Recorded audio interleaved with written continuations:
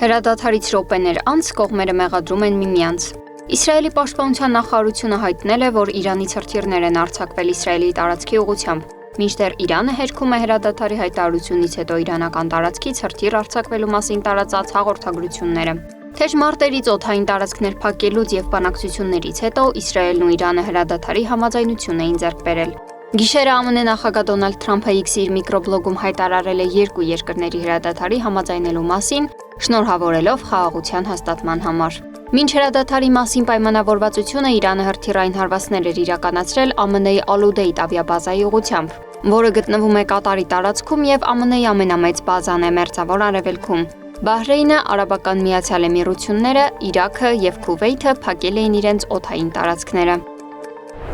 Հետաձգված ու չեղյալ հայտարարված թռիչքների պատճառով հազարավոր մարդիկ գիշերել են Դոհայի միջազգային օդանավակայանում։ Այնտեղ են եղել նաև Դոհա-Երևան չկայացած չվերթի ուղևորները։ Կատարի օդային տարածքը փակվել էր Դոհա-Երևան թռիչքից րոպեներ առաջ։ Թուրքիայի նախագահ Ռեջեփ Թայիպ Էրդողանը հայտարարել է, որ Անկարան ամեն ինչ անում է, որպեսզի Իրանի վրա հարձակումները մեծաղետի չվերածվեն։ Իրանի վրա հարձակումն անընդունելի է, ասել է Էրդողանը։ Իսրայելական ուժերը շարունակում են Գազայի հատվածի բնակելի թաղամասերի եւ օգնության կենտրոնների ռմբակոծությունը, որի հետևանքով Գազայի առողջապահության նախարարության տեղեկացմամբ վերջին 24 ժամվա ընթացքում զոհվել է 39 եւ վիրավորվել 317 մարդ։ Իսրայելական ուժերը Ջենինի ճամբարում լիովին ոչնչացրել են 600 տուն եւ պատճառ հանդիսացել մոտ 22,000 բնակչի հարկադիր տեղահանման։